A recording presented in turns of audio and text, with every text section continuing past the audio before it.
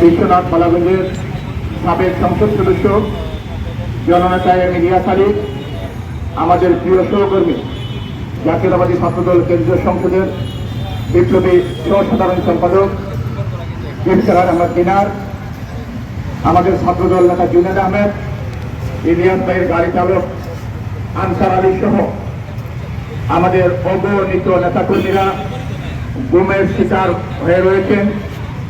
খুনি শেখ হাসিনা তার ক্ষমতাকে পাকাপোক্ত করার জন্য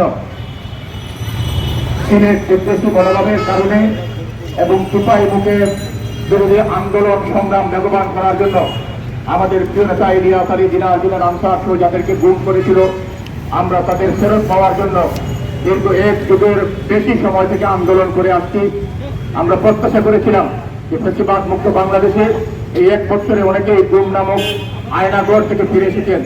আজকে আমাদের একটি বক্তব্য, আমাদের নেতৃবৃন্দ দীর্ঘদিন থেকে গুম অবস্থায় রয়েছেন।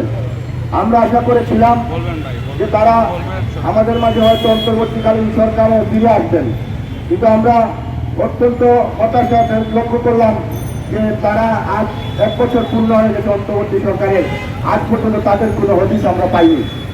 আমরা এটুকু বলতে চাই, দীর্ঘ 17 বছর অনেক খুন এর মধ্য দিয়ে আমরা গেছি, কিন্তু আজকের প্রেক্ষাপটে আমরা দেখতে পাই যে বাংলাদেশ দিয়ে আবারও ষড়যন্ত্র কিছু মহল মেতে উঠেছে। যে ষড়যন্ত্রের ধারাবাহিকতা কতদিন চলবে আমরা হয়তো জানি না, তবে আমরা আশা করব যে ফেব্রুয়ারিতে নির্বাচনের মাধ্যমে বাংলাদেশে একটি গণতান্ত্রিক সরকার প্রতিষ্ঠিত হবে এবং সেই সরকার এসে এই সকল খুনের শিকার তাদের পরিবারকে তাদের অবস্থান সম্পর্কে নিশ্চিত করবে।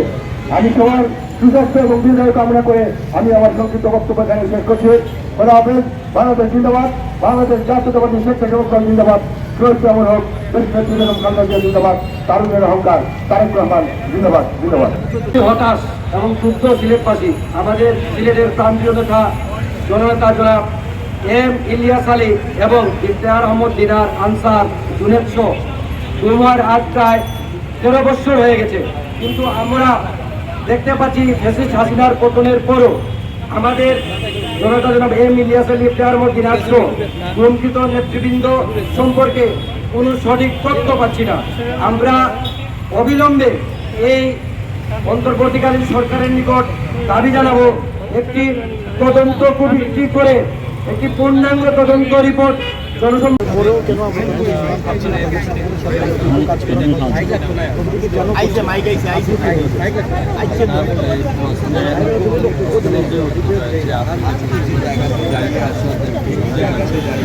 আশা করেছিলাম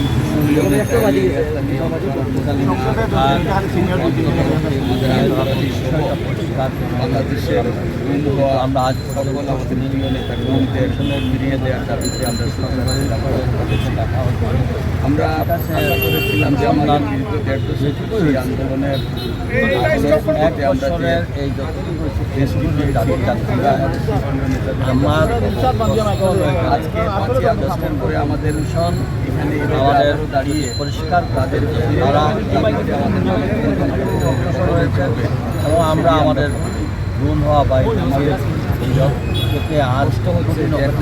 আমরা আমাদের বাদৌকি অবস্থায় আছি। আমাদের জালিয়া চালিয়ে আমাদের পরিষ্কার করা বাংলাদেশের আগে সেই সব কমিশনিয়ে দেওয়ার দাবিতে তাদের সন্তানের দাবিতে তাদের পরিবারের সদস্য হয়েছে।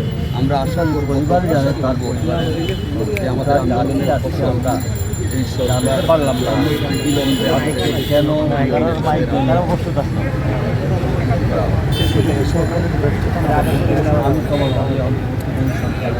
প্রথমে